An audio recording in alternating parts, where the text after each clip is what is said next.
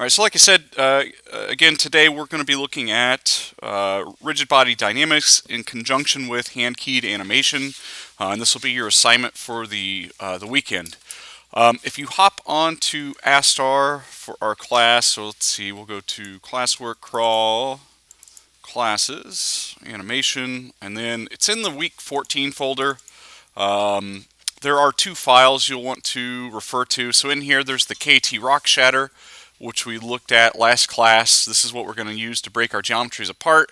Again, it's just a little more ideal for simulation, or at least I feel like it works a little better than what we get out of Maya's default shatter settings. And then there is a ball throw start Maya file. So the character animation has already been done for you, and what you'll want to do is follow along with today's video, and we're going to again set up a ball throw, and we're going to hand key the ball ourselves and then have it switch into rigid body dynamics where it's going to interact with another object in the scene and break it apart. So I'm going to go ahead and copy both of these files to my desktop for now. Or actually, let me put them in the M drive.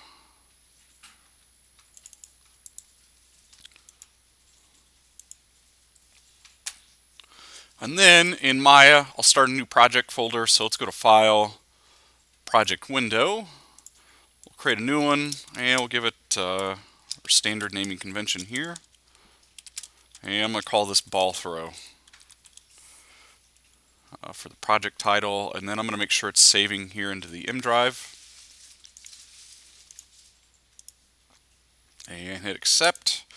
And then I'm going to hop back into the M drive now that I have that project folder, and I'm going to take both of these files here. And let's grab those. And in our ball throw folder under scenes, I'm going to paste this in. And then I actually want to take the KT Rock Shatter, and I'm going to stick this in the scripts folder of my project. So again, under scenes, I should have the ball throw Maya scene file, and then under the scripts, I should have that KT Rock Shatter folder. And then I'm going to open the file itself. So let's go to File, Open Scene, open up our ball throw start, and select Hit Open, and don't save. And so this is the scene that we'll be working in. They've used the Max for Maya rig here, and if we hit play, the animation's already done for us in terms of the ball throw. And now what we're going to do is implement a ball into our character's hand, and then we'll hand key the animation of the ball leaving the character's hand and hitting an object on this pedestal in front of our character. Now before I do proceed any further with this, I want to change the settings. So again, in Maya 2019, there is this sort of auto caching setting that's going to prevent us from toggling visibilities on and off, because we're going to have multiple instances of the same geometry so that we can switch between a keyed animation and a dynamically animated object. So I'm going to start by going up here to Windows, Settings and Preferences, and Preferences. In the left-hand column, I'm going to select the animation here in the center, and then where it says evaluation mode, mine's already set to this, but usually by default this is set to parallel. And if yours is set to parallel, you're going to want to switch that over to DG, and that should alleviate any issues with being able to key visibilities on rigid body dynamics. And so I'll go ahead and hit save. And then before we do get into the animation of this, I want to clean up the scene a little bit. And so we do, again, want to be very thorough and careful when we're doing rigid body dynamics. So that means we're always freezing the transformations and deleting the history of our objects before we apply any type of rigid bodies to those geometries. And so in this case, I'm going to select the ground plane, the pedestal, and this wall here. And then with all three of those things selected, I'm actually going to switch to my custom tab here. And it looks like I have these shortcuts here already. Let me delete these. And again, with everything still selected, I'm going to come up here to Edit, Delete by Type, and then on my keyboard, I'll hold Control and Shift and left click on History. And that'll make a shortcut there in my shelf for history. And then let's also go to Modify, freeze transformations, and again I'll hold Control and Shift, left click once on that to add that shortcut. And then real quickly from my shortcut shelf here, I'm going to go ahead and hit delete history and freeze transformations. And then if we double check our geometries on an individual basis, again their transforms should be frozen, meaning our translates and rotates read 0 and scales read 1. And so let's just check all three of these and make sure they're okay.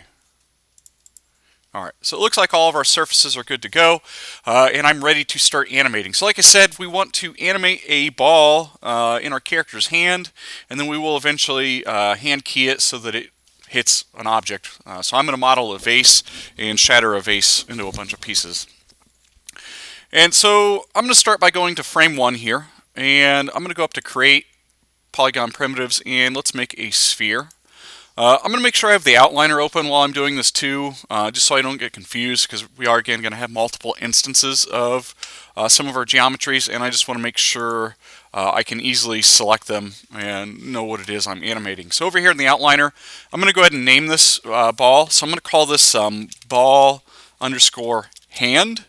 The reason why I'm specifying hand is because I'm going to eventually have two different balls. I'm going to have one that's attached to my character's hand, and then I'm going to have a ball that I'm going to use for simulation. And so we're just going to specify what type of ball or geometry this is, and then I'm going to take this ball, again while I'm on frame 1, and I'm going to stick it in Max's hand here, so this one that's behind him. And I'm going to do it by holding V. So again, V is for point snapping, so we can point snap this to a vertice or a joint. And I'm going to left click and drag from this yellow circle in the center of my ball to that joint there in the center of Max's hand. And then once we get it somewhat in place, I can start manually kind of moving this around to make it look like it's a little bit more inside of his hand. So something like that.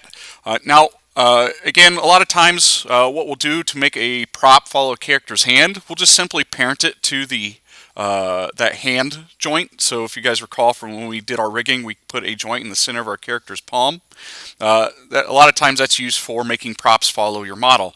Now, before I do parent that, again, I'm going to delete the history on this ball and freeze its transformations. And then, with the ball still selected, and maybe if we go in X-ray mode so you can see this joint a little better, I'm going to hold Shift and I'm going to select this joint right here in the center of our character's palm.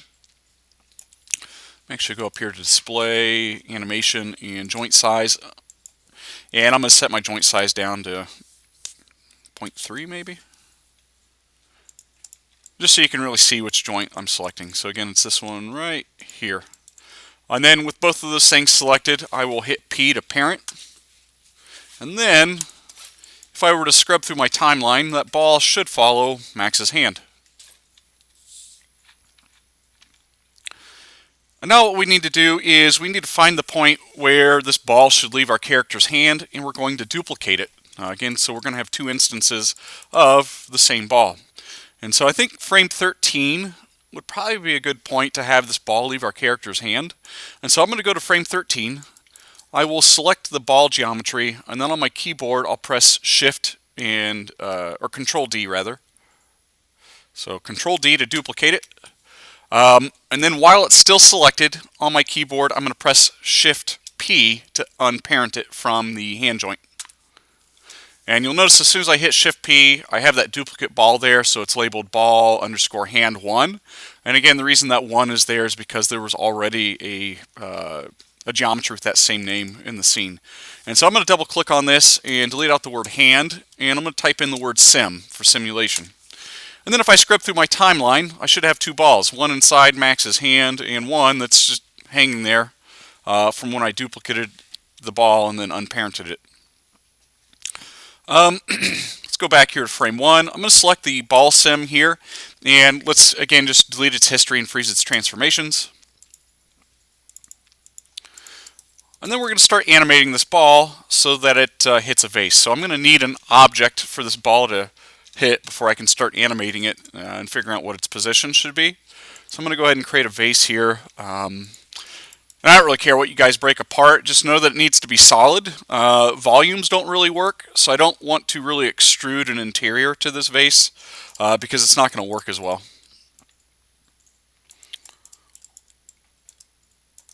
And you do want it to be relatively low res, so I'm not going to make a really dense geometry here.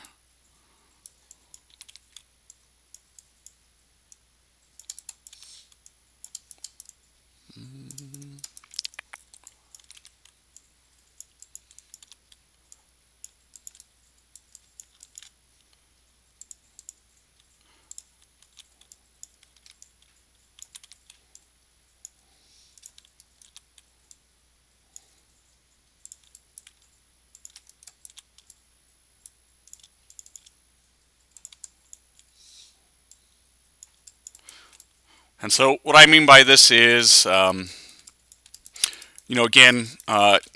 if you really want your simulation to work and not break, do not extrude an interior to this. So I wouldn't maybe do this because it's going to make it less likely to work, or at least I haven't had a lot of luck getting it to work. We could maybe do something kind of shallow like this, but again, I'm not going to really extrude it down inside there.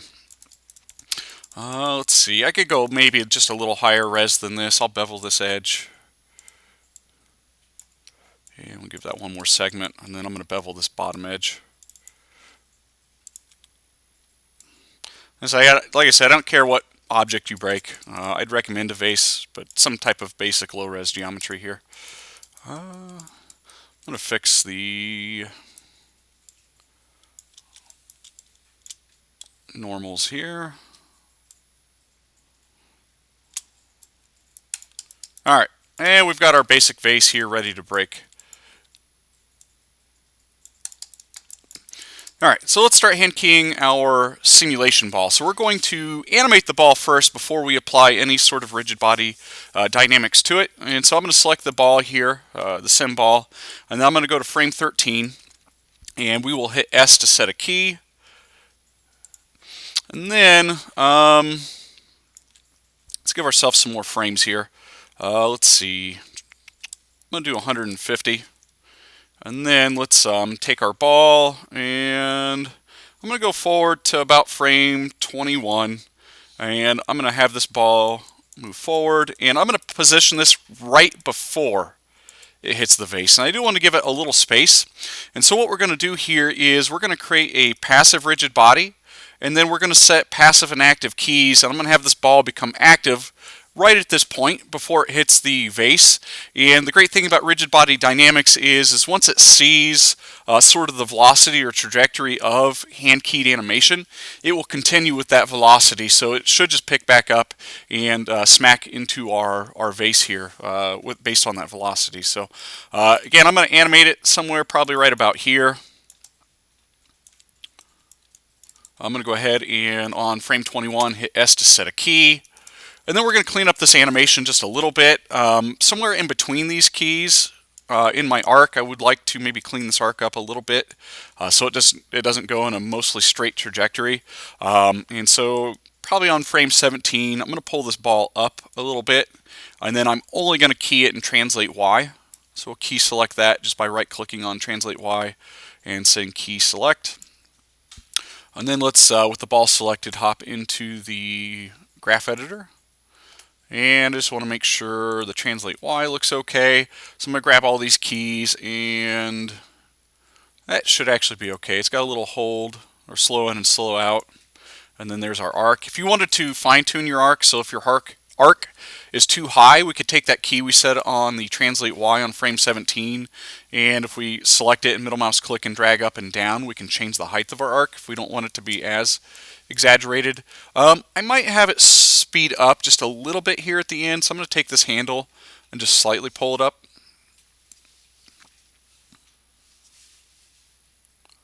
And I think that'll be okay. Let's see, let's check our translate Z. And I'm going to take the key here at the end and maybe pull its handle down just a bit. And I'm going to play this back just to see if the timing looks alright. And so I think that's going to work. Let's stop this. I'm going to go back to the first frame here. And so I'm going to click this back button. And now we're going to take our simulation ball and we're going to turn it into a rigid body. And then we're going to start setting active and passive keys on this ball to hopefully get it animating the way we want. Now, I do want it to interact with our environment. We're not going to have it interact with the vase just yet. We're actually going to bake the animation on this ball before we have it interact with the vase. And so I'm going to start by grabbing my background here, the pedestal, and the ground plane. With all of these selected, I'm going to go down to the FX submenu, and then under Fields and Solvers, let's turn these into passive rigid bodies so that our ball will bounce off of these surfaces. And then let's do the same thing to our simulation ball. So I'm going to grab the sim ball. I'm going to come up here to Fields and Solvers, and let's go down to passive rigid body. This way it will only look at our hand-keyed animation. It won't look at the world gravity and just fall based on the simulated gravity. So I'm going to go ahead and create passive rigid body. With the ball still selected, let's apply gravity to it. So we'll go to Fields and Solvers, and I'm going to apply gravity to it. And then let's take the gravity and let's set its magnitude to 98. And again, if your gravity is not selected, just click on it here from the outliner. And then in the magnitude, we'll give it a 98, so that's going to be closer to real world gravity. And then while we're still here, let's grab this this ball, and we're going to set a passive key because I need it to hold. I need it to maintain its passive state until right before it hits our vase. And so on frame 1 still, let's go to Fields and Solvers, and then towards the bottom, we're going to set a passive key on our ball. And then we should be able to select our ball, and then I'm going to look for the frame before. So it looks like our animation ends on frame 21. I'm going to go to frame 20. And with that ball still selected, let's go up to Fields and Solvers, and now let's set an active key. And so it should switch from passive to active on this frame, and then it's going to take the velocity that's already built up from my hand-keyed animation, and it's going to keep going. So let's go ahead and hit active key. And then let's go back to the beginning of our timeline. So I'm going to hit this, go back to start a playback range button. And then let's keep our fingers crossed this works. Whew. Sometimes it doesn't work, and what it'll do is the ball will get to the point at which you stopped animating, and then it just falls to the ground. Cool. So now it's working. Let's stop this, and let's start tweaking our settings. So the passive rigid bodies for the background, the pedestal, and the floor, they're too bouncy, and so I want to go in and start fine-tuning and tweaking this information so that my ball doesn't go flying off of that back wall as much. So I'm going to grab the back wall here, and I'm going to set its bounciness down to 0.1. And do keep in mind, a lot of this is just trial and error until you get sort of the right feel that you're looking for. So there's not really any one particular right setting. Again, it's just trial and error until you get the performance we're looking for.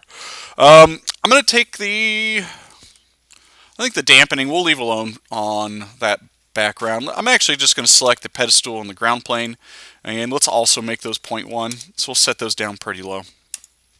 Let's grab my sim ball. So I'm going to select the sim ball out of the outliner over here, and let's take its bounciness down to maybe 0.2. And then I'm going to add some dampening. So again, if you guys recall the dampening, what it does is it creates sort of a drop-off or a fall-off in the simulation over time. The higher we set this, the sooner the animation or simulation will stop or end. So I'm going to start really low with this. I'm going to do maybe 0.1 and hope that kind of slows my ball down a little bit here towards the end of its animation. I'm going to go back to the first frame and hit play. I don't mind that.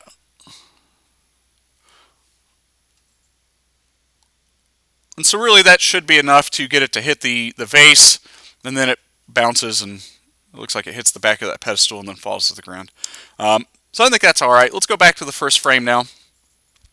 And what we want to do is bake the ball, so we don't want Maya to have to calculate the simulation on our ball every single time it goes through this process. This also will help your rigid body dynamic simulation. If we have a lot of complexity happening, so we have multiple objects being simulated and animated, this will help things maybe calculate a little more predictably. So instead of maybe just setting up everything to happen at once, so when I say that, I mean having the ball a rigid body and the vase rigid body and having Maya calculate all those things at the same time. I would like to maybe have Maya do as little thinking as it needs to do. And so we're going to bake the ball first so that the animation is permanent, and then we no longer have to rely on rigid bodies for the ball to animate. And so on frame 1, let's select our sim ball here, and then let's go up to Edit. We're going to go to Keys, and we're going to bake the simulation. Now I want to click on the options box for this. I'm going to go to Edit and reset its settings. And then, again, if you'll recall from when we looked at rigid bodies earlier, here where it says channels, we want to change it from all keyable to from channel box. If we leave it at all keyable, what it does is it sets a key on every single attribute here in the channel box, which isn't what I want. I only want it to key the translation and rotation. And so I'm going to click from channel box, and then over here in the channel box, I will specify what attributes I want it to key. So I'm going to left click and drag from translate X down to rotate Z, and then with all of those highlighted in blue, let's hit apply. And then I'm not going to deselect anything or close this window. I'm going to immediately come up here and go up to Edit, Delete by Type, and we're going to delete the rigid bodies off of the ball while it's still selected. And this seems really silly, but I have to actually bake it one more time. And so with those attributes still selected on my ball over here in the channel box, I'm going to hit Bake, and it's going to close the dialog box after it's done here. There we go. And then if we were to select our sim ball and take a look, there is a key for every single frame in this timeline. So now this is all strictly keyed animation. There is no simulation happening with this ball whatsoever. So this is permanent. It's a predictable animation, and it's not going to slow Maya down because it doesn't have to calculate the ball anymore at this point.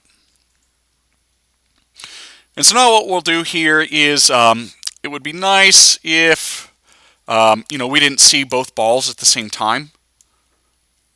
And so we're going to key the visibility here. And so on frame 12, let's take our sim ball and hide it. And it looks like it's probably from when I hit S to set a key.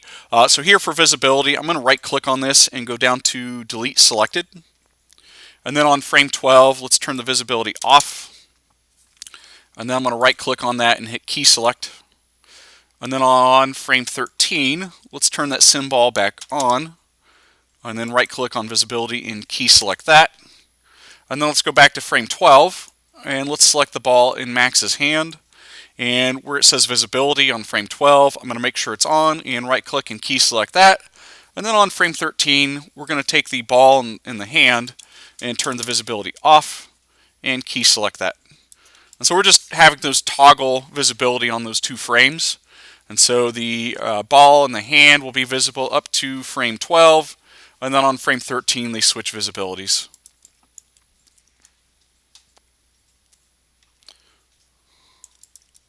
Alright, so we've got that all set up. I'm going to save this real quick. So we'll do an incremental save. We'll go to File, Save Scene As, and I'm going to rename this our standard naming convention.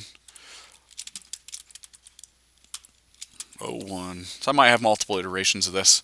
Let's go ahead and hit save, continue, and now let's start breaking this vase apart. And I'm going to start by cleaning up the vase. So I didn't delete the history on this or freeze it. So I'm just going to select the geometry and we'll hit delete history, freeze transformations. Let's name it. So let's call this vase underscore geo. And then we're going to use the KT Rock Shatter and we're going to break this thing apart. So I'm going to click on this icon down here in the bottom right hand corner. We're going to open up the script editor. Let's go to File, Open Script. And then we're going to have to go to the M drive and locate our project folder. So there's our ball throw. Hopefully you've stuck the script in the scripts folder of your project folder. And then let's go ahead and open up the KT Rock Shatter folder. And we're going to click on this KT Rock Shatter Mel script. We'll hit open and then we'll go to File, Source Script. And we're going to source that same ktrockshatter.mel script. Hit open. And then it should automatically pop open with this dialog box. We could probably close the script editor. And then let's break our vase apart. Now, with this, the more geometry you have, the longer it's going to take Maya to factor or simulate your dynamic parts here breaking apart. I'm going to leave mine at 10. I mean, you could probably go higher than 10, but I wouldn't go too extreme with this. I'd probably keep it somewhere between the range of 10 and 20, but do know once you get up to a 20 count, it's probably going to take longer to simulate the vase exploding apart. For the offset, I'd recommend probably 0.03 is pretty decent for this. For the smooth parts, I don't want it to smooth, so let's turn that off. Again, usually I would recommend just modeling your geometry at resolution, and so this is the exact resolution that I would want it to be. With that smooth parts turned off and my vase selected, let's go ahead and hit apply. And so this should do two things. It's going to hide the original vase, and then it's going to create a group node labeled SG. And then inside that group node, we have all of our shard pieces. If we take a look over here in the outliner, you can see that vase geo, so that's the original geometry, hidden. That's fine. We'll keep it out of the way for now. And then again, we have that group node in here with all of our vase parts. And then I'm just going to check this geometry real quick. Make sure everything looks okay. Yeah, and this should be all right for our simulation. Now again, we always want to delete the history and freeze the transformations before we apply any kind of dynamics. So I'm going to grab all of my shards. You can either shift select them all here from the outliner, or you can marquee drag over all the parts over here in the viewport. And then with all that selected, let's delete their histories and freeze their transformations. And then let's, it's going to be a similar concept to the ball that we did. We're going to turn this into a passive body, and then we're going to use passive and active keys to tell it to be active only when we need these pieces to break apart. So with all of these selected, and I'm still on frame 1 here, let's go up to Fields and Solvers, and let's turn these into a passive rigid body. And then with the geometry still selected, over here in the outliner, I'm going to hold the control key and control select this gravity field, because we do need these to eventually be impacted by the gravity. And then let's go up to Fields and Solvers, and let's hit Assign to Selected to assign our existing gravity field to those shards. And then the last thing we'll do while we're on frame 1 here is we'll go up here to Fields and Solvers. Actually, let's not do this on frame 1. I'm going to scrub through my timeline and look for the moment right before my ball impacts these shards. And so this is something you have to be really careful about. It looks like on frame 20, my ball is here. On frame 21, it's already past the shards. And so I would actually probably want these to be passive on 19, and I want them to become active on frame 20 right before the ball passes them. So if I were to maybe set them active at 20, there's a good chance the ball may not, or I'm sorry, if I set it active before that, it may not interact with one another. So again, I'm going to do a passive key on 19 and an active key on 20, so they become active right before that ball touches them. So let's go to frame 19. With all those shards still selected, actually let me deselect the gravity and then reselect all of my shards. And then let's go up here to Fields and Solvers, and on frame 19 we will set a passive key. And then I'm going to middle mouse click and drag to frame 20 instead of left clicking. And then with these shards still selected, let's go to Fields and Solvers, and let's turn on an active key. Make sure we do the active key, not the rigid body up there. So I'm going to hit Set Active Key. Let's go back to the first frame.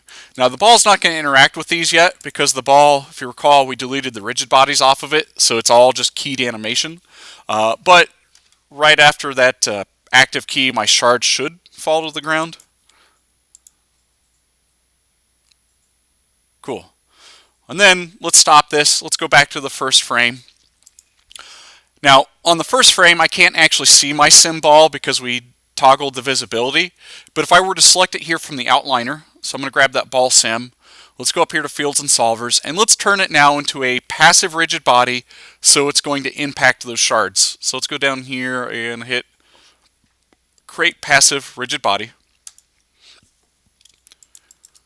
And then, again, simulation's temperamental, so let's hope this works. Cool. So this is probably a little exaggerated. I mean, I could probably roll with this if I wanted to, but I think I'm going to play around with the settings on the shards and the ball itself, just to see if I can get a different simulation out of this. So I'm going to hit stop. Let's go back to the beginning frame, and I'm going to start by grabbing all of my shards, and let's lower their bounciness to maybe 0.2. I'm going to give their dampening a 0.1. And then I'm going to grab my ball, so that sim ball out of the outliner over here, and let's take its bounciness lower. Let's do 0.2. I want to play with a mass, maybe. Let's see what this looks like before we start playing with the mass.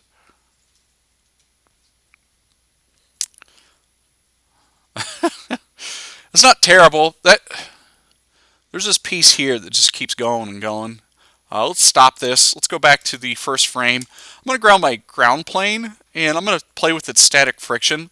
I'm going to try taking the static friction on the ground down to 0.001. And we want to do this on both. So the static and the dynamic friction, we always want these to be the same.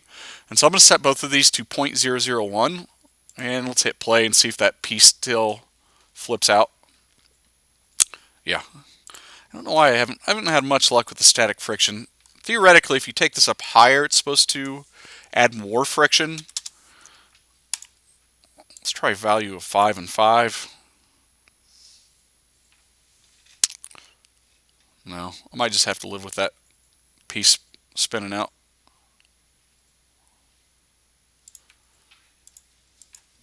I'll take this ground plane down to 0.01.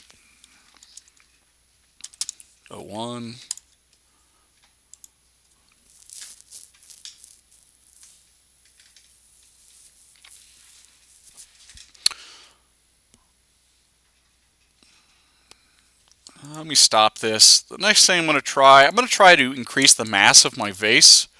So again, the more mass you have, the less impact a object with less mass is going to have over it. So if I leave my ball at a mass of 1 and increase the vase's mass, it might lessen the amount that it kind of explodes and all these pieces pop up. So I'm going to take the mass on all these shards and set them to maybe like 5.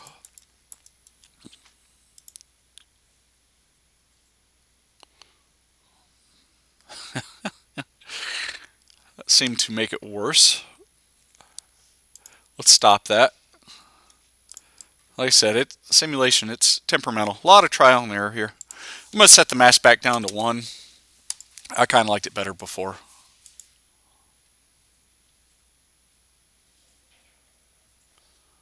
And I guess we'll live with this. So let's stop the animation. I'm going to go back to the initial frame.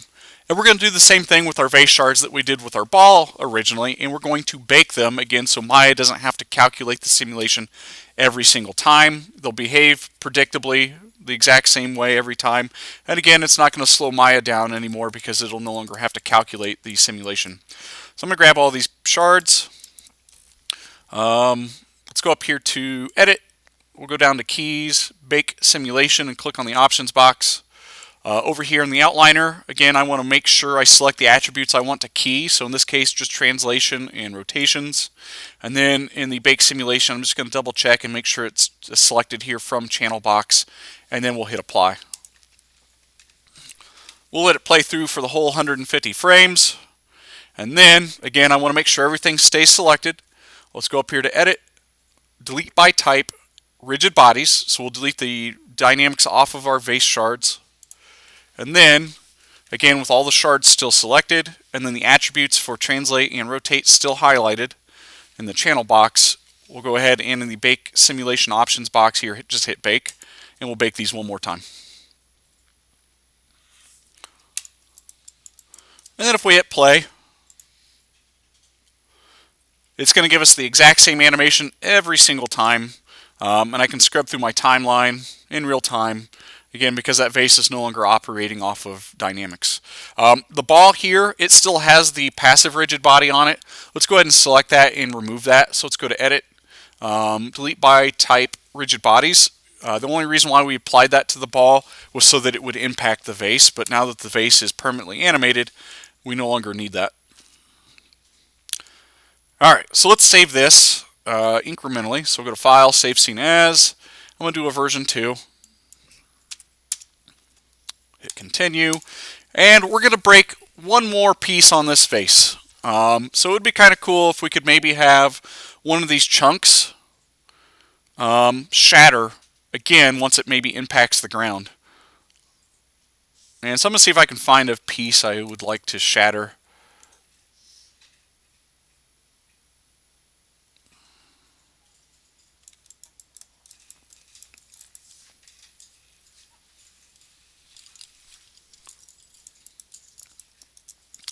I kind of want to do this one.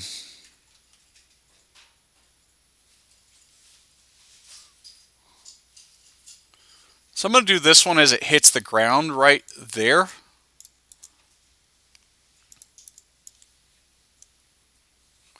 So I'm going to go to the first frame. And this is the piece I want to break apart even further.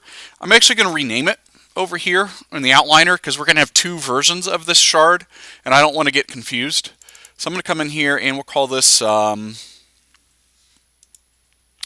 I don't know. Let's call it shard underscore, and I'm going to call it the OG, original shard. GO. And then let's go back to frame 1. I'm going to select that OG shard there and duplicate it by pressing Control D. And then in that duplicate here, let's select that from the outliner and hit Shift P to unparent it. And then let's rename this. I'm going to delete out that one. We'll call this shard break. And then if we play through our animation, that shard break geo should stay sort of stationary there as everything else animates along. Alright, let's go back to the first frame. Now, so I don't get confused, I want to focus just on this shard, and I don't want to see the rest of these shards inside this SG group node. So I'm going to select that SG group node, and then over here in the outliner, let's just hide it for now. And so that SG should be grayed out. Let's just go ahead and collapse that. And then we should be left with this, this duplicate shard that we made. And I'm going to select this, and then on frame 1, we're going to break this apart even further. Now, I don't want this to probably break into 10 pieces, since this is a smaller chunk. Let's maybe just do 3 pieces. I'll still leave the offset at 0.03 and smooth parts turned off. And then let's hit Apply. And now we'll have a second SG node, and it's going to be the same shard, but just broken into 3 chunks now. We actually don't need this original, or this shard break anymore. I'm going to leave it hidden, just in case, but there's a good chance we're going to be able to delete that later. Let's grab these little shard pieces, so the shard break, Geo 1, 2, and 3. And again, we're going to delete their history and freeze their transformations. These are eventually going to be animated with rigid body dynamics. So with all 3 of these selected, let's go ahead and turn these into passive rigid bodies. And so with these selected, let's go up to Fields and Solvers. Let's go down to Create Passive Rigid Body. And then with all 3 pieces still selected, let's attach our existing gravity. So I'll hold the Control key and left click on the gravity field. I'll go up to Fields and Solvers and let's assign to selected. And then we need these to follow that original shard. And so I'm going to expand my hidden group here. We could probably even unhide it now at this point. So I'll select that SG and let's hit Shift H to unhide it. And then I need this SG1 group node to follow this original shard. And so we're going to use an animation constraint to get this to follow. And we'll start by selecting the original shard first. And then I'm going to control select the SG1 node, the group node there, that all of my smaller pieces are in, second. And then with both of those things selected, let's go up to the animation submenu. Let's go to constrain, and we're going to do a parent constraint. I'm going to click on the options box. I'm going to hit edit reset settings. I'm going to make sure maintain offset is turned on, and we'll hit add. And then if we were to follow this, I should this group node here, when I scrub through, should follow with that chunk that's a whole piece, the OG. Yep. And so it does just that.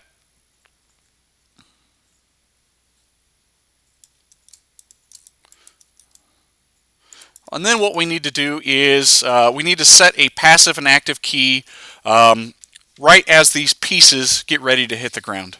And so let's, again, play through our timeline here, or just scrub through, and I'm going to look for the frame before this piece hits the ground here.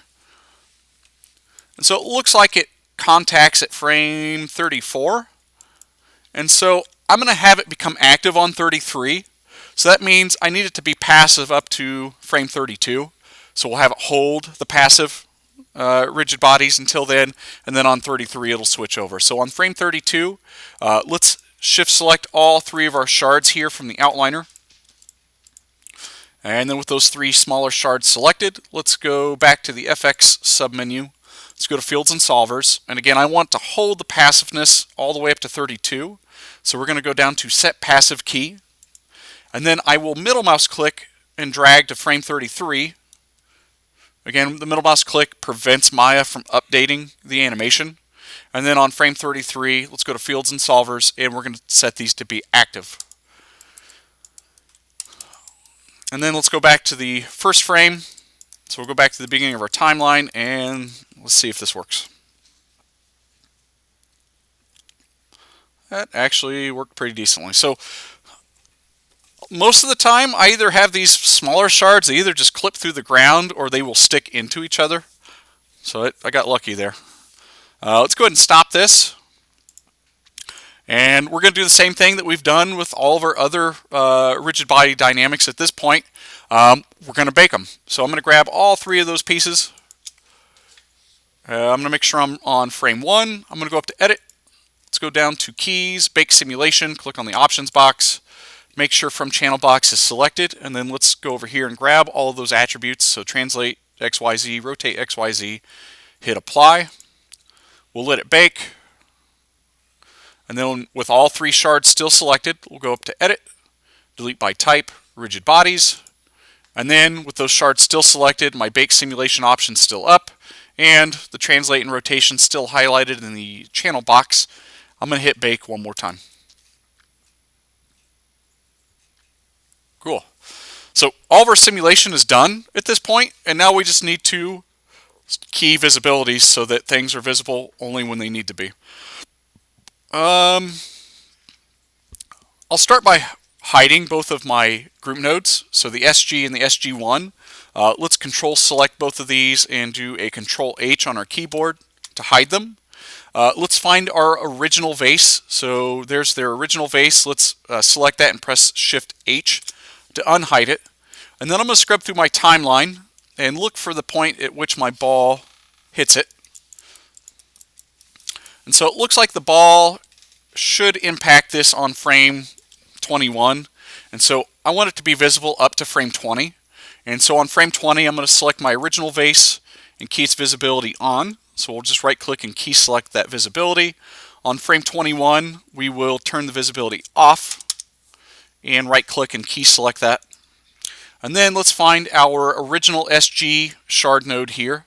And I'll go to frame 20. With its visibility still off, I'll right click and key select that. And on frame 21, we'll turn the visibility back on and right click and key select that. And so both of the vase and this group node, they toggle on those two frames. And so it's going to look like our vase is breaking apart, even though it's technically two geometries. And then we need to do the same thing with the that shard that we broke apart. So let's expand this group node, and I'm going to grab the OG shard, the original there, and we're going to scrub through the timeline again and look for that moment where it impacts the ground. And so it looks like it's frame 33. I need it to still be visible, and on 34, that's when it hits the ground. I'm going to have it switch.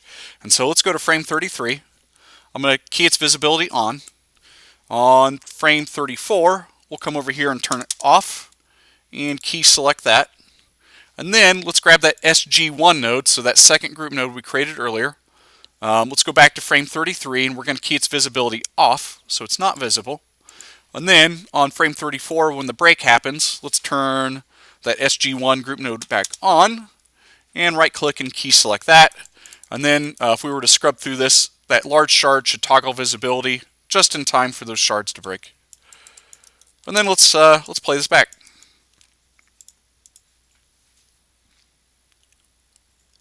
Cool.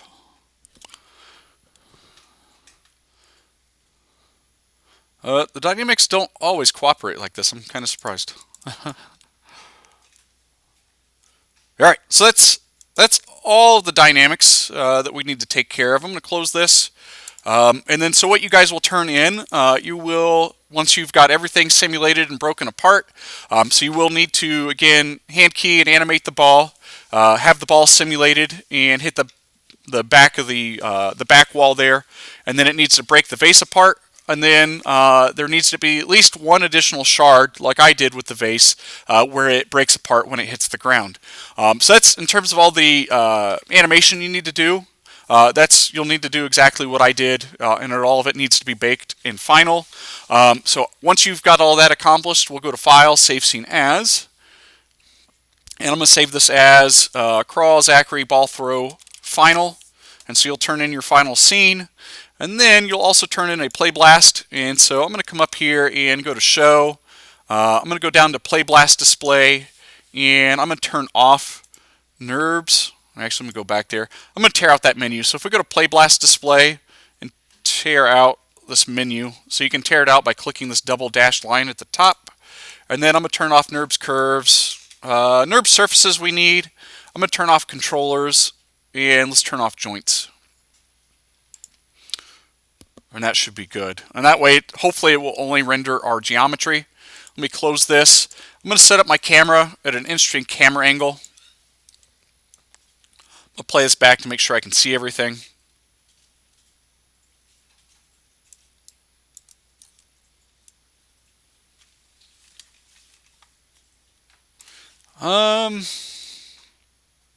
You don't have to do this, but I'm going to assign a shader to my vase just so it stands apart from the background. Let's go to Assign New, Shader, Standard Surface. And let's see. Oh, no. Maya, please.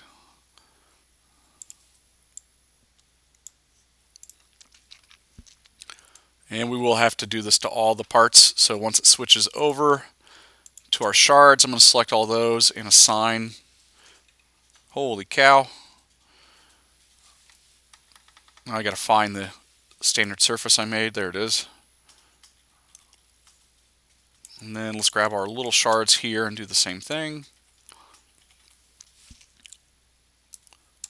There we go.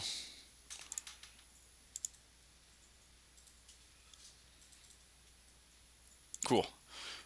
And then, once I get this all set up the way I want, we're going to Play Blast this.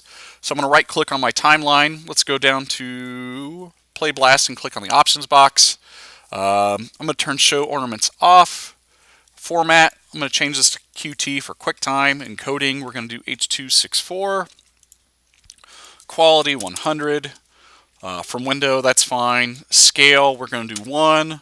Frame padding, I'll leave alone. Save to file, I will select. And I'm going to hit Browse and tell it where to save this file. And so it should go directly into your Movies folder for your project.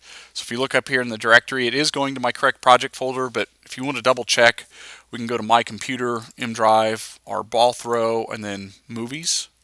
And then down here, let's give it our standard naming convention. So Crawl, Zachary, Ball Throw, underscore PB for Play Blast. I'll hit Save, and then I'll hit Play Blast.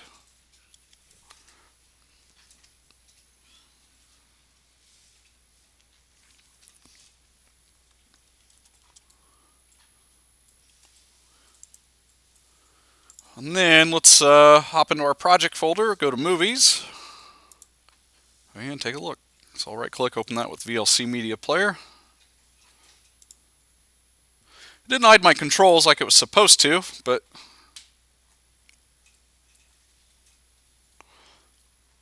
Let me go check that real quick. Oh.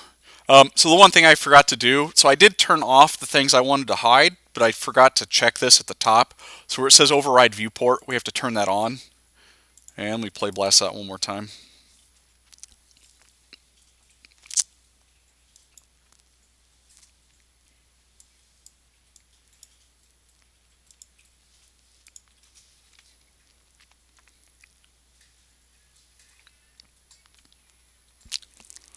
It looks like it hit everything but the GUI there. That's fine. At least I can see most of the animation. And we just double check the file here. Cool. And so this will be due for Monday. And again, you'll turn in the entire project folder. So you'll have your ball throw project folder inside. You should have your scenes with your final ball throw in there. And then under movies, we'll have your play blast. And so like I said, that'll be due for Monday. Let me stop here.